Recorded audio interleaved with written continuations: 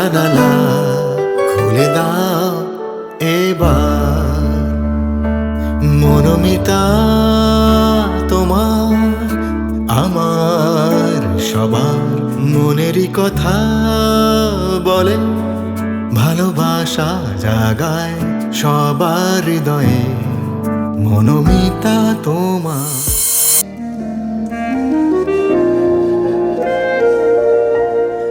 কথা ছিল দেখা হলে চল বদলে যায়, ঘরে ফেরা শহর কলকাতায়, মিলেমিশে বেঁচে থাকায় রাজ্য পাট, জং ধরা জীবন কলকাতায়। আর মোরায় ভাঙে ভোর, দূরবীনে নেই এই শহর, হাত পেতে সে চাইছে তার খবর। কথা ছিল দেখা হলে চল বদলে যায়, ঘরে ফেরা শহর কলকাতায়, মিলেমিশে বেঁচে থাকা এ রাজ্য পাট, জং ধরা জীবন কলকাতায়। মনোমিতা মানেই চমক, এটা আমার সব মিতারা জানে। আশা করছি আমার মিতারা ভীষণ ভালো আছে। আজকের যে এপিসোডটা শুরু করলাম, এটা একটা সুন্দর গান দিয়ে। অনেকেই চেনেন আমাদের আজকের মনোমিতার নতুন এপিসোডে যিনি এসেছেন, তাকে যারা চেনেন না তাদের জন্য বলছি, ও হচ্ছে ইন্দ্রজিৎ দে ইন্দ্র, বিখ্যাত মিউজিশিয়ান এবং আমার খুব পুরনো বন্ধু, যার প্রচুর গান আপনারা শুনে থাকবেন অনেক বছর ধরে। তো সেই ইন্দ্র আজকে মনোমিতাতে আমাদের সাথে ও শেয়ার করবে ওর স্টোরি, স্ট্রাগেলও আছে সেখানে, এবং তার সাথে মানে একদম চরম উন্নতির সেই স্কোরও আছে। সেই স্কোরের কথা কী করে সেখানে পৌঁছলো, বা মাঝখানে যে পথ স্ট্রাগল করতে হয়েছিল, সবাইকে স্ট্রাগল করতে হয় না, তো সেই স্টোরি ইন্দ্র শেয়ার করবে আমাদের সাথে। এবং অবশ্যই আমাদের মধ্যে থাকবে অ্যাজ ইউজুয়াল সজলদা রয়েছে এবং রাহুল রয়েছে। তো চলে যাবো সোজা ইন্দ্রর কাছে, ইন্দ্রর কাছ থেকে শুনবো ওর স্ট্রাগল স্টোরি, ওর ওঠা পড়া সমস্ত কিছু ইন্দ্র আমাদের সাথে আজকে গিটারের সাথে শেয়ার করবে। এবং আমি জানি তোমরা এটা শোনার পর অনেকেই উদ্বুদ্ধ হবে, ইন্সপায়ার্ড হবে, যেমন অন্যান্য এপিসোডগুলো থেকে হয়। এই স্টোরিটাও কিন্তু একটা দারুণ স্টোরি। চলো আমরা আজকে যাই ইন্দ্রর কাছে, শুনি ওর কথা। জীবনের শুরুটা হচ্ছে ফসিলস থেকে। তখন বাজাচ্ছি, বেজে তো বাবা মা আমাকে হেল্প করলেন একটা জায়গায় নিয়ে যাওয়ার জন্য। এবার ফসিলসে বাজাচ্ছি, ফসিলসে আমাদের আমি রূপম অ্যালেন হেভি স্ট্রাগল, কারণ তখন বাংলা ব্যান্ড আসেইনি, লোকে চায় না হোয়াট ইজ বেঙ্গলি ব্যান্ড। এবং তখন যারা বলছে বাংলা ব্যান্ড, আবার বাংলায় রক হয় না, এটা রূপমও বলে, আমরাও বলি, মানে বাংলায় রক তখন ভাবতেই পারিনি। কোন সাল ছিল তখন? 1999-2000। ও অনেক আগে। তো তখন আমার বয়স ছিল 22-23 হবে, আরও কম, 21-22 ঘন্টা। তখন রূপম বললো যে চল করে দেখি। এবং তখন তো মানে তখন প্ল্যাটফর্ম নেই, মানে অ্যালবাম লোকে নিচ্ছে না, ঠিক আছে দেখছি এসব হয়েছে।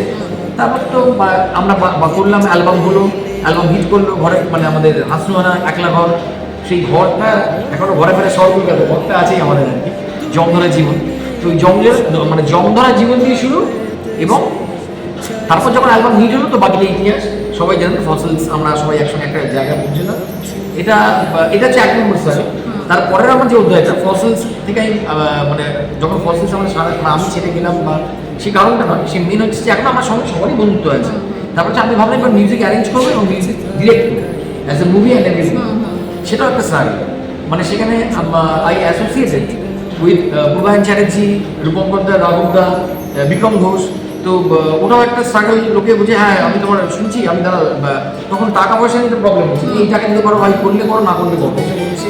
তো সেটাও মানিয়ে নিতে হচ্ছে যে করো করো করে যেতে করছি, করতে করতে করতে আবার স্ট্রাগল, আবার একটা মিউজিক অ্যারেঞ্জার হলো ইন্দ্রজিৎ। আমার আমি মানে পূর্বাঞ্চল অ্যালবামে, এরকম করে অ্যালবামে রাঘব কাজ করলাম, উষা দিয়েছিল টেবিলে। তো তারপরে হচ্ছে সিনেমার মিউজিক অ্যারেঞ্জ, ওটা হচ্ছে আমার আর গাবুর স্যার। গাবু আপনারা তো জানেন, লোক হিসেবে বিখ্যাত ড্রামার। এবার গাবু হচ্ছে সিনেমা পাচ্ছি না রে, মানে সিনেমায় পাওয়াটা হচ্ছে সবচেয়ে বিগেস্ট লাগে, ওরে বাপরে, মানে সিনেমায় চান্স কে দেবে বা কেনই বা দেবে, সেটা নিয়ে স্ট্রাগল। আমি আর গাবু আলটিমেটলি হলো করে একসঙ্গে করলাম এলার চারণ। যেটা মুভি, বা আমাদের রূপমের সঙ্গে করলাম প্রেম পাইছি, তারপরে বিক্রম দার সঙ্গে করলাম অনেকগুলো ছবি। তো ওটা গেল যে এবার আমি সেখানে অ্যারেঞ্জ করছি, আর বিজিএম ব্যাকগ্রাউন্ড মিউজিক সুইমের অ্যারেঞ্জ হচ্ছে। তাও বলছে তোর টাকা কম, টাকা নিয়ে সবসময় একটা স্ট্রাগল, সারা জীবনই বোধ হয় আমি মৃত্যু পর্যন্ত সবারই মৃত্যু পর্যন্ত টাকা নিয়ে স্ট্রাগল থাকবে। তো যাই হোক, সেটা করতে করতে বসবে। এবার তারপরে অ্যারেঞ্জ হচ্ছে, তখন অ্যাজ এ মিউজিক মানে অ্যারেঞ্জার হয়ে গেছি, বাজানো তো আছে, এবার মিউজিক ডিরেক্টর। সেটা ওই কুড়ি থেকে আমি চান্স পেলাম 2019। After 19 years I got a opportunity from Satyajit Sen, the Aparna সেনের রিলেটিভ হন।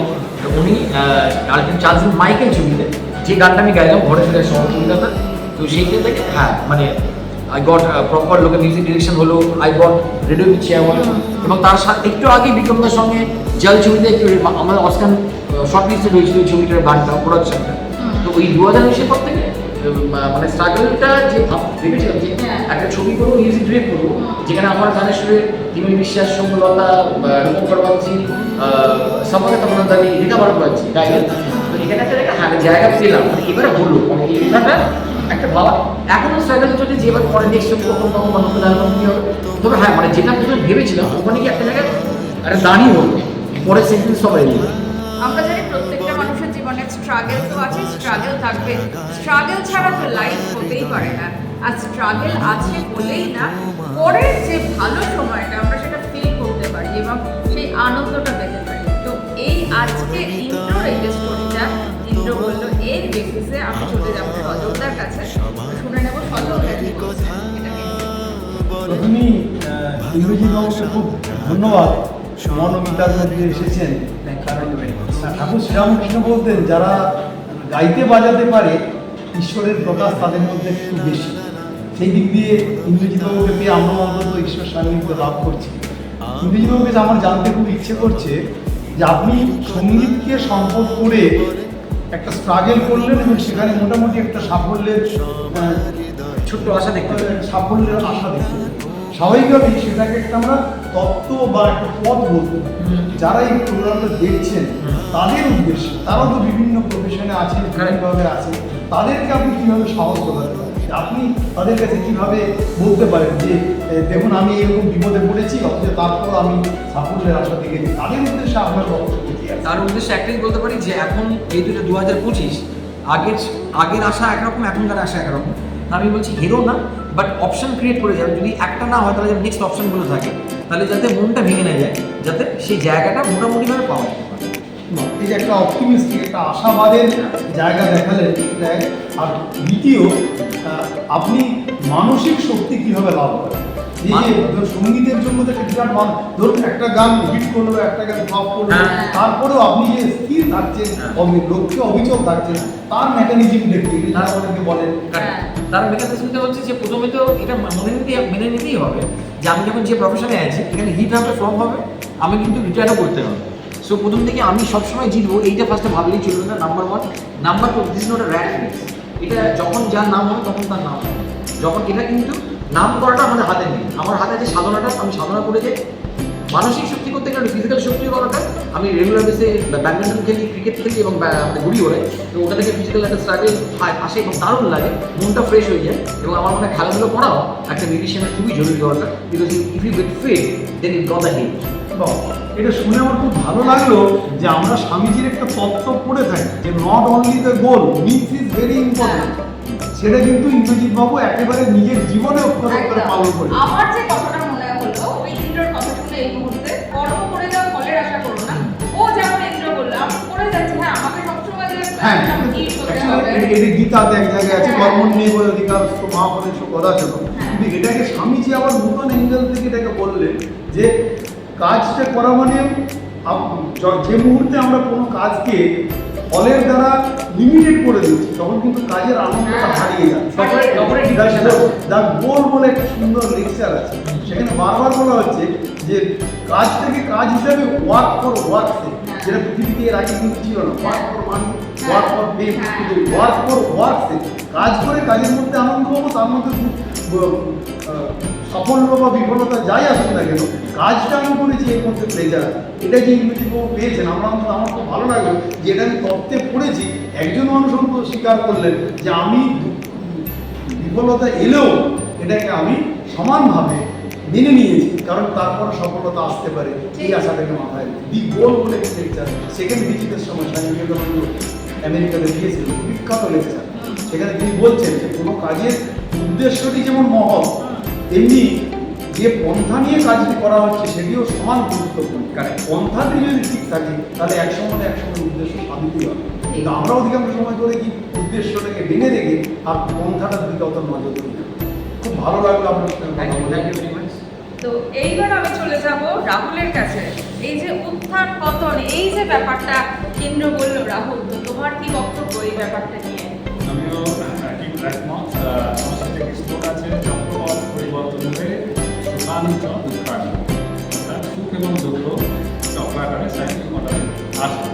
তো এটা ইন্দ্রজিতের জীবনে দেখেছে এবং সেটাকে ফেস করেছে, এবং অটোমেটিক বিফলতার পরেই সফলতা আসে। এটা একদম মানে আত্মবাক্য, এটা আসবেই। সেজন্য আমাদের এই ধৈর্যটা ধরতে হবে। আর আমাদের কাজের যেভাবে আমরা কাজটা করছি, এই পন্থার কথা যেটা স্যার বললেন, ওইটা খুবই ইম্পর্টেন্ট।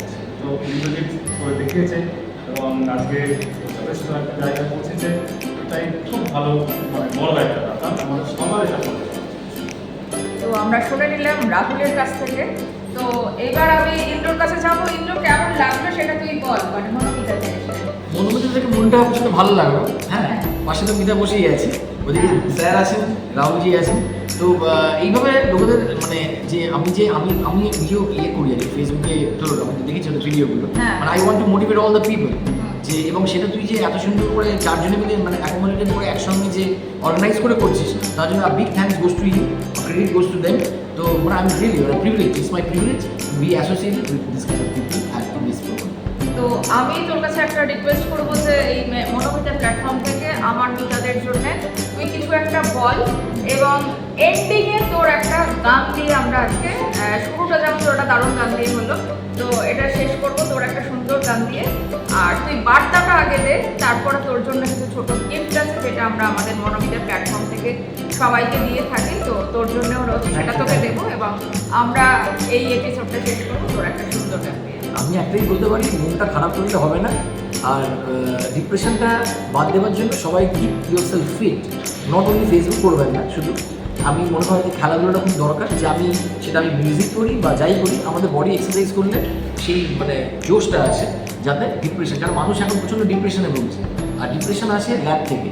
তাই একেবারে একটু জাস্ট ওয়ার্কআউট করুন, I think it will be fixed you. মা হোমিও ফার্মেসির তরফ থেকে একটা সুন্দর পেমেন্টটা সজলদা আজকে ইন্দ্রকে দিচ্ছে। মা হোমিও ফার্মেসি একটা অথেন্টিক হোমিওপ্যাথি মেডিসিনের স্টোর, যেটা শান্তিপুর থানার ঠিক উল্টো দিকে। তাই আপনি যদি অথেন্টিক মেডিসিন মানে হোমিওপ্যাথি মেডিসিন পেতে চান, তাহলে কিন্তু আপনাকে যোগাযোগ করতে হবে স্ক্রিনে যাওয়ার নাম্বারে। ভাস্কর ডেয়ারির তরফ থেকে রিফ্রেশমেন্ট থাকছে ইন্দ্রর জন্য। Thank you. আর ভেরি অথেন্টিক স্টাফ, রাইট? একদম। রাহুলের তরফ থেকে এই সুন্দর মা সরস্বতী থাকছে ইন্দ্রর জন্য। বিশাল প্রার্থনা, বড় যেতে যেতে মিতাদের উদ্দেশ্যে এটাই বলবো, তোমরা এখনো যারা মনোমিতা প্ল্যাটফর্মকে সাবস্ক্রাইব করোনি, লাইক শেয়ার করোনি, তারা ইমিডিয়েট সাবস্ক্রাইব করো, লাইক শেয়ার করো। এবং যারা ভাবছো, এখনো চিন্তা করছো কবে যাবো, তারা ইমিডিয়েট দেখো একটা অনস্ক্রিন ফোন নাম্বার যাচ্ছে, এই ফোন নাম্বারে ফোন করে চলে এসো মনোমিতাতে আমার সাথে তোমার স্ট্রাগল স্টোরি শেয়ার করার জন্য। অপেক্ষায় রইলাম তোমার। দেখা হবে আবার পরবর্তী পর্বে। ভীষণ ভালো থেকো সবাই। আর হ্যাঁ, যদি তুমি হতে চাও সেরা, তাহলে কিন্তু করতে হবে তোমার এপিসোডকে 1000-এর ওপর ভিউজ, তবে কিন্তু হতে পারবে তুমি সেই মাসের সেরা।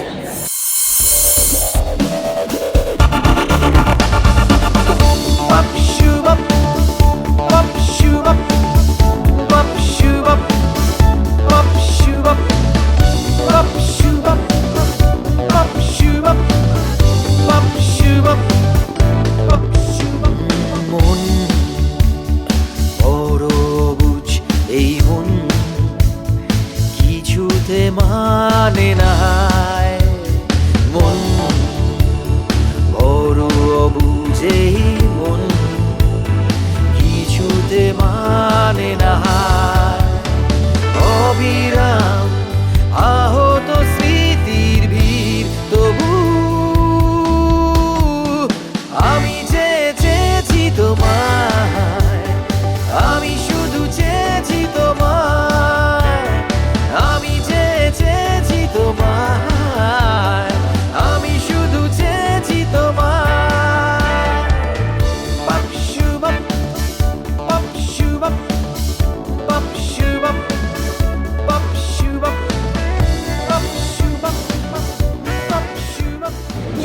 থেকো সবাই, ধন্যবাদ, নমস্কার।